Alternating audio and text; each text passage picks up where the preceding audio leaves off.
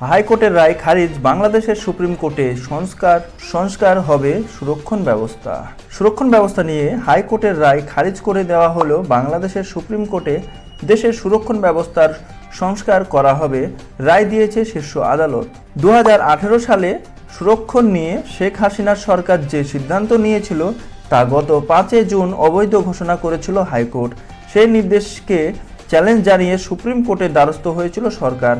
সংবাদ সংস্থা এএফপি জানিয়েছে, রবিবার বাংলাদেশের সুপ্রিম কোর্ট খারিজ করে দিয়েছে হাইকোর্টের নির্দেশ, অর্থাৎ এক্ষেত্রে সুপ্রিম কোর্টের রায় গিয়েছে হাইকোর্টের পক্ষেই।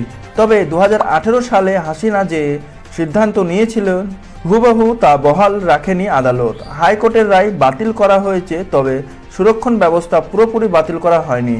দেশের সরকারি চাকরির ক্ষেত্রে মোট 7% সুরক্ষণের নির্দেশ দেওয়া হয়েছে। তার মধ্যে 5% সুরক্ষণ থাকবে মুক্তিযোদ্ধাদের সন্তানদের জন্য, বাকি 2% থাকবে অন্য শ্রেণীর জন্য সুরক্ষিত।